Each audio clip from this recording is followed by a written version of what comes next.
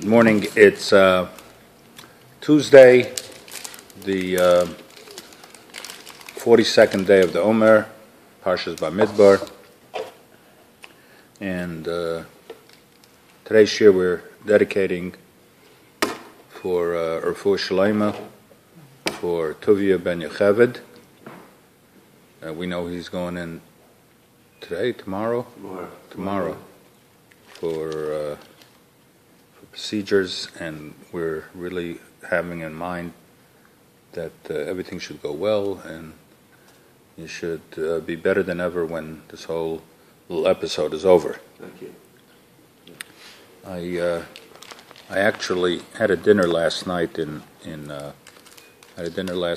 York, where a school that my shul was hosting, they got flooded out during Hurricane Sandy from Bell Harbor, New York, so they took shelter and moved their entire yeshiva school in our shul in Staten Island. And they were at their yearly dinner. They dedicated a large portion of their dinner in recognition and in thanks to the Staten Island community in general, and to our shul in specific, and to myself even more specific. And it was very, very touching to me, and Lynn, the expression, the heartfelt thanks that they gave us, and all the boys, they came over. It was nice to see them. What? Thank you. So I didn't get a chance to leave the dinner until I wanted to leave no later than 9 or 9:30. But there was a video presentation, and I'm glad I stayed because they had some pictures, videos of myself addressing the school when we made a goodbye party for them. Be that as it may, I didn't leave until 10:15 or so, and then miraculously, as I'm leaving, I'm stopped by somebody, some of the boys, and we start talking, and we got delayed a little bit. And then I hear somebody scream, Mariv, and it hit me that I hadn't davened Mariv yet. And if I hadn't been detained, I would have heard that. And not only wouldn't I have davened Mariv, there's a possibility I wouldn't have counted Sfira, which today's subject will be about Sfira. So I didn't wind up leaving until 10:30. And then when I was driving on the way, something happened, which I'll tell you about in a few minutes. But another thing that happened was that I had very little gas, and I timed it that I could fill up at the last, I see Alan Ehrlich pulling up, so I'll finish this little story until he gets in. So I knew at the last rest area, or actually one before the last rest area on the Garden State Parkway, I'll take gas. And I don't know how, I missed getting off.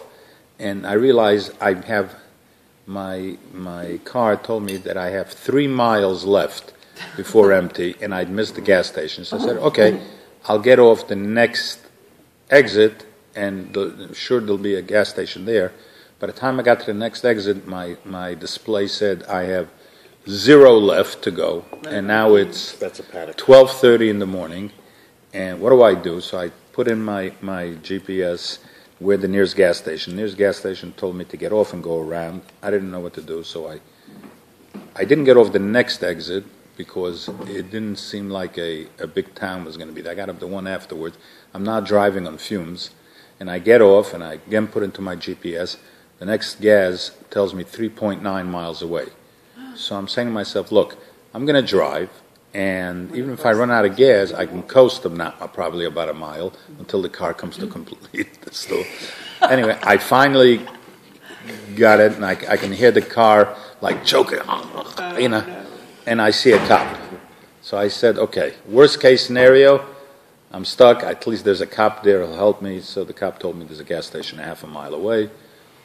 So it worked out. Oh my goodness. But now good morning, Alan. I was all, can you sit on that side maybe? Because I feel that I have to look at you sometimes, especially since I haven't seen you in a while. What do you think this is, a mechitza here or something? Right. No, I really should be sitting here. I'll do that from now on. So I didn't get to sleep till 2 o'clock in the morning. And this was last night? This was last night. So this morning I got up 5-something, and I said to myself, I'm very tired, but if I go back to sleep, I'm not going to get up in time. So I didn't go back to sleep. I did things around the house and whatever it is. What I didn't do was prepare for the shiur. You didn't sleep last night? I did. I went to sleep at 2, and I got up at like 5. That's not sleep. 5:05, I think. I don't remember. Huh? Yeah, so I'm a little on the tired side, and I really haven't. I wanted to talk about one thing, and I didn't develop it completely in my mind, so I can't talk about that. So we'll talk about something else, and I'm not exactly sure what. I was going to talk about the concept of Shavuos. You know, we have the holiday Shavuos coming up, and Shavuos is the time. Good morning, Dov.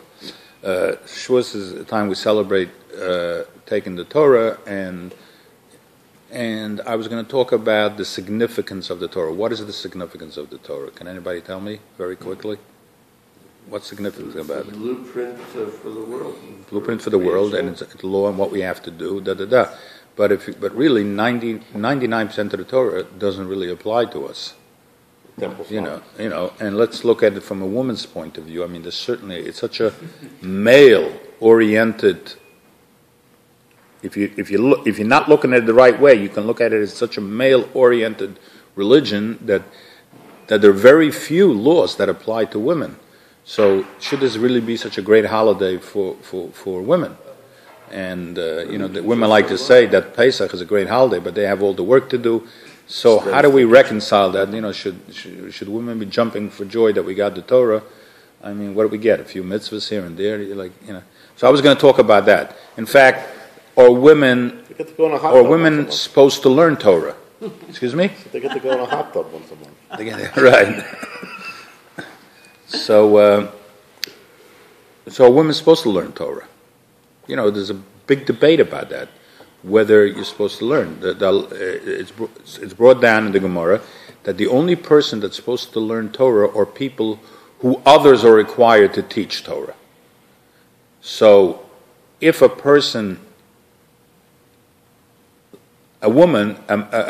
let's go back, a father has no obligation to teach. You could say a father has no obligation to teach his daughter Torah.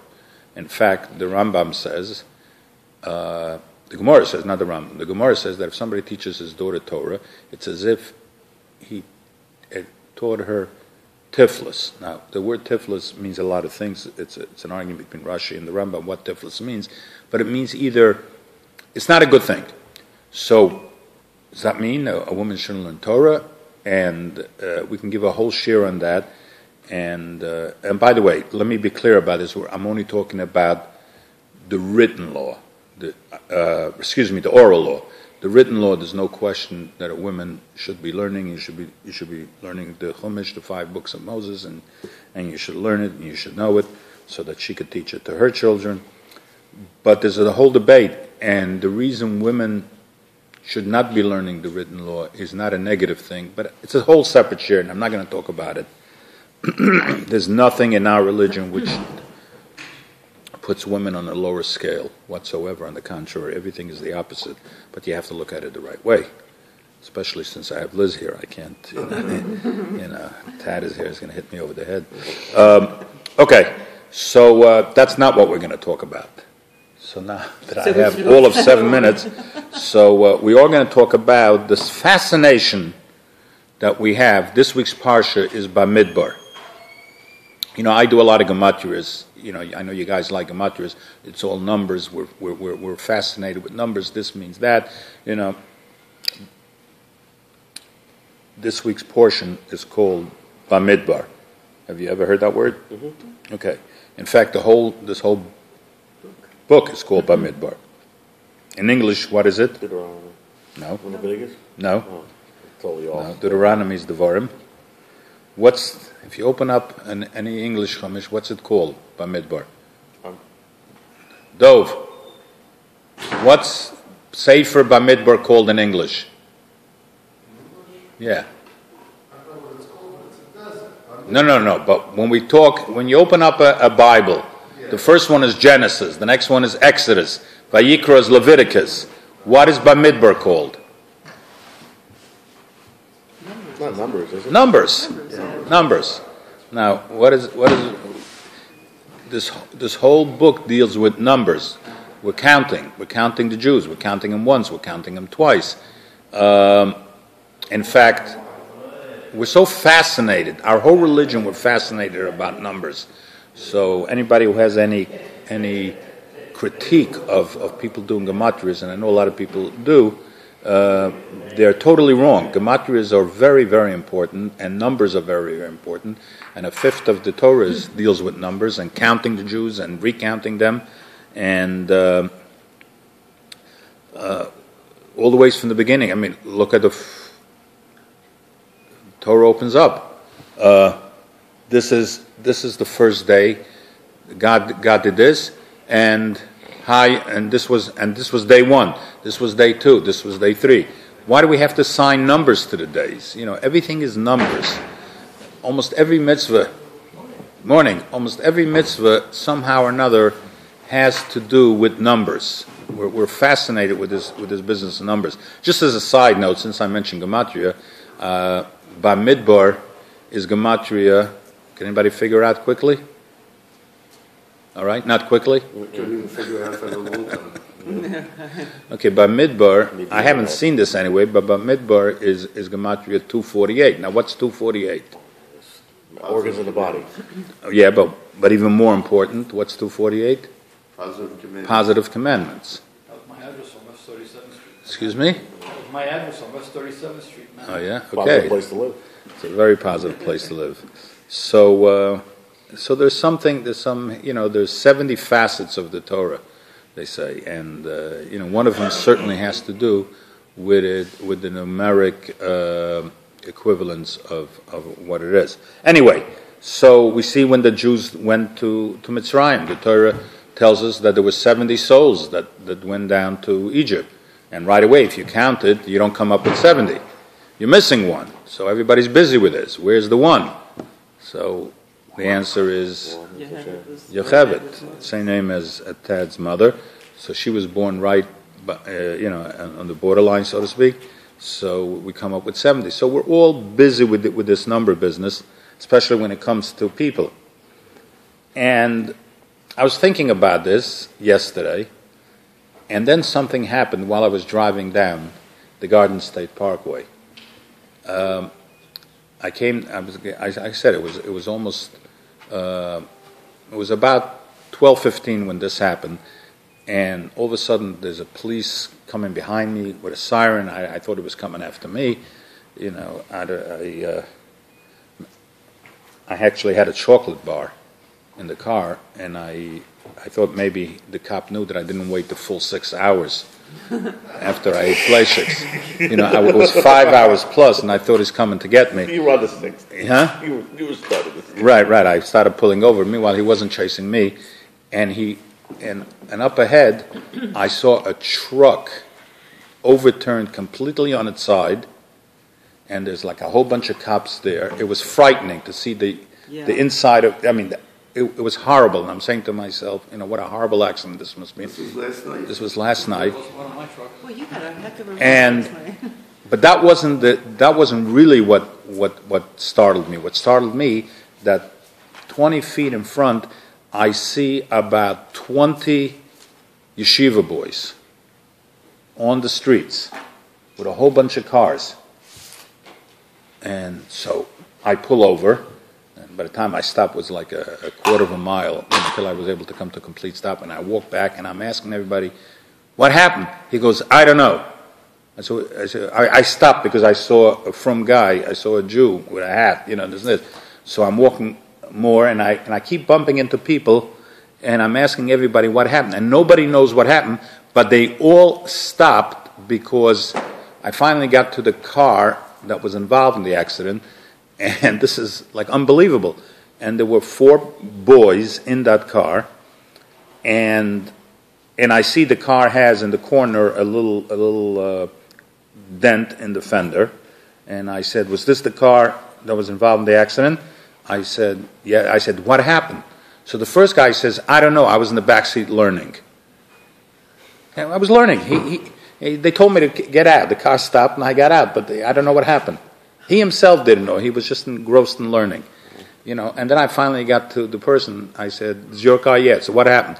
He says, that truck hit me. He was, in the Garden State Parkway, there's an express lanes and local lanes. Right. They were in the express lanes. The car hit him, and then the truck bounced off him, flew across both lanes in the express lane, across the divider, I'm saying in the local lanes, went into the express lanes where I was, all the ways, turned over and landed against the embankment upside down. Oh my God. Okay? So there he was, and he was a little drunk. But the guy got out also, without... The truck driver. The truck driver got out also okay. And The guy driving the truck. And, yeah. It was a Puerto Rican driving the truck. But So this he is what hit me. studying Torah. What? I think You got to go. He was Okay. driving a tractor trailer. Thanks for stopping by. I think he was saved by studying Torah. So he was my mistake. But what I was fascinated with was by the time this was done, there must have been 10 or 15 cars that stopped because they saw there were Jewish people there. And guess how many cars stopped for the truck driver to see if he was okay? The cop. Nobody. Right. Nobody. The cop. And I'm saying, what a group of people we are, that we care so much for each other, and everybody's concerned. When was the last time that you saw an accident that did not involve a Jewish person, that you see somebody actually stop? You don't see. You see a cop stopping and a tow truck to get the business. It's amazing. But it was just so. It is. It's amazing. What's more amazing is the guy's driving a tractor trailer drunk. Right. So look how No, important, this is because we're concerned about another Jew, and every Jew counts. And this, I think, also may be the message, that we're so fascinated with counting the numbers of Jews, and to make sure we have a count for each one of them. And when the Torah repeats the count in the book of Numbers, the Jews are counted many times, and it's sometimes off with a person or two or 100, and we try to reconcile and what happened to these people and so on and so forth, because we value each and every life. This is not what I was going to talk about. I like it. No, that's good. Okay. What I was going to talk about was the concept, and sort of tied into this week's parsha, the concept of the international date line. We have such a thing as an international date line. I don't know exactly where it is. I'm not talking about like somebody like Alan who dates internationally. He all over the world. Yeah, we're not talking about that. We're talking about, there's a line that if you cross over, you can be Monday and walk over that line, and now you're Tuesday. Now, is this a halachic thing also? How does it apply in halacha? Do you mean you cross over? And it has a lot of implications, especially on Shabbos. Like, or you're now Friday, but you walk over, is it Shabbos? So, I'm not going to talk about that either. But I am going to talk about, and if I have another minute or so, is how it applies to Sphira. We're in the middle of Sphira. So if you're counting, let's say you're in the 30th day, and you cross over, and that night for you, which should be 31, is now all of a sudden going to be 32. Did you miss a day, or do you have to continue counting with the other people? So I'm certainly not going to have any time to elaborate on this, but let's get one thing clear, that when it comes to Shabbos, you always keep Shabbos where the place you wind up on. So if you fly from here to Australia and you lost a day, when it's Shabbos in Australia, you keep Shabbos there. When it's Pesach there, you keep Pesach there. The question is with Sphira how you work it, and if the question with Sphira how you work it, then you have a problem with Shavuos. Because Sphira means you count 49 days, and on the 50th day is Shavuos. But if you only counted 48 days, you're a day behind. So do you keep Shavuos? Now, it's not a silly question, because Shavuos is the only holiday in the Torah that it doesn't tell you what day it is. What does that do? The time zone when you jump? Go through the whole Torah. It doesn't tell you when Shavuos is. It doesn't tell you what day of the month it is. How do we know when Shavuos is? You count those 50 days. It tells you on the 50th day. Right. So in fact, there was a time when Shavuos can come out as early as the 5th day of Sivan, depending how many days there were in Nisan and Iyar. We now have an adjusted calendar where it always comes out on the 6th day of Sivan. But before Hillel came along and made that calendar, sometimes it fell on the 5th, sometimes on the 6th, and sometimes on the 7th. So Shavuos is not necessarily a particular day on the calendar. So if that's the case, so maybe if you cross the date line and you're a day behind, you should have your own private Shavuos. It's not such a far-fetched question, and although we don't hold that way now, but it is a good question, and we can really talk about that. And it's a fascinating subject, but I don't have time. I just want to throw out one thing. Where do you go by your own private counting? Where don't you go with the... In other words, where if you cross over the date line, basically the halacha is that if you cross over the date line, you've lost the day. So you got to keep Shabbos where you are, you got to keep Yom Tov where you are, and of course Shavuos also. It was just a subject of discussion. But where don't you? There's one mitzvah at least where you got to keep counting the days, a personal count as opposed to the universal count or the count of what's in the area. The halacha is that you basically hold the count, the place where you landed. There's some say that you go with the count from where you took off. Some say that the count changes in midair. And some say you go with the place where you land. But there is one mitzvah that you count. Actually, there's a few, but there's one definitely, and I'm not going to hold you up, is for milah, for circumcising. You count 8 days. You don't lose that day. So if your baby is born on Sunday, your bris is the following Sunday. But if you landed in a place in Australia, and it's Sunday a day earlier there, no, you don't do the bris. Obviously, you do it on the 8 days. You do it 8 days. Okay, so I wish I had more time, but he's getting ready to start. So again, we want to wish Tuvia ben Yocheved or Refuah Shleima, and we look forward to having you back here in good health, good spirit, and all should be well. Okay. Amen. Thank you.